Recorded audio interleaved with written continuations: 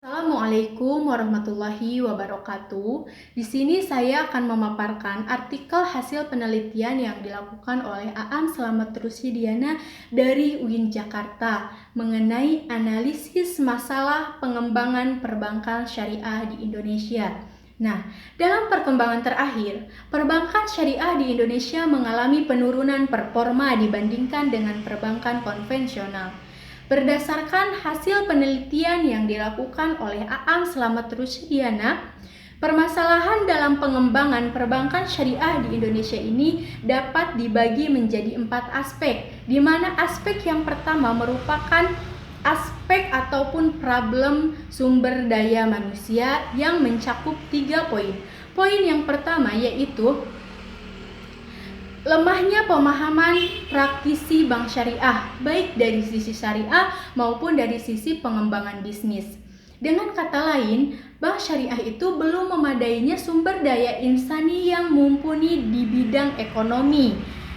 Sehingga pada praktiknya, bank syariah seringkali menyimpang pada prinsip yang telah ditentukan ataupun prinsip syariah.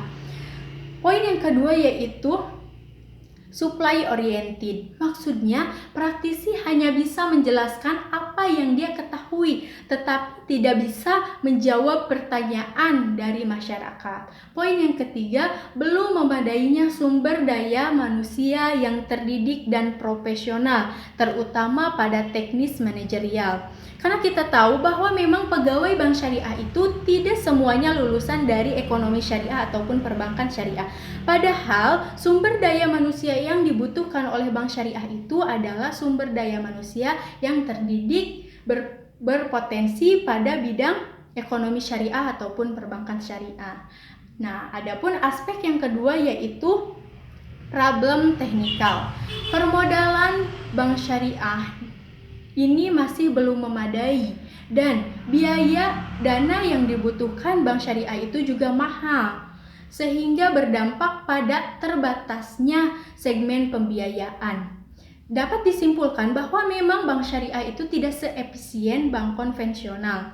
Kemudian pada inovasi di bidang produk, layanan, ataupun pemasaran serta pengembangan bisnis yang dimiliki bank syariah itu masih lemah. Berbeda dengan bank konvensional, produknya semakin sini semakin dipahami serta diterima di masyarakat. Kemudian fasilitas dan infrastruktur teknologi informasi bank syariah juga masih kurang memadai, padahal hal tersebut merupakan prasyarat penting keberhasilan lembaga keuangan. Aspek yang ketiga yaitu problem struktural ataupun legal, yang terbagi menjadi 3 poin, di mana poin pertama yaitu belum selarasnya visi dan kurangnya koordinasi pemerintah dengan otoritas dalam pengembangan perbankan keuangan syariah di Indonesia. Poin yang kedua yaitu pengawasan serta pengaturan yang belum optimal. Poin yang ketiga, kurangnya dukungan ataupun support dari pemerintah dalam pengembangan perbankan syariah di Indonesia. Nah, adapun aspek yang keempat yaitu problem pasar ataupun komunal. Pada bagian ini terbagi menjadi 3 poin, di mana poin yang pertama yaitu permasalahan persaingan, baik itu persaingan antar sesama bank syariah atau dengan lembaga keuangan lainnya. Poin yang kedua adalah masalah kepercayaan.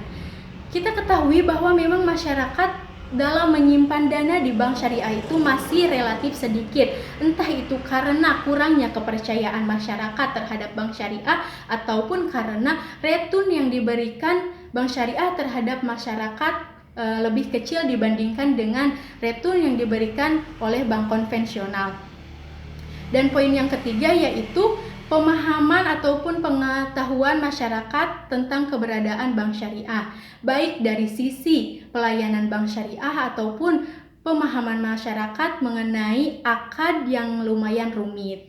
Nah, adapun strategi yang bisa digunakan pada pengembangan perbankan syariah di Indonesia, yang pertama yaitu memperkuat permodalan ataupun skala usaha bank syariah serta memperbaiki tingkat efisiensi.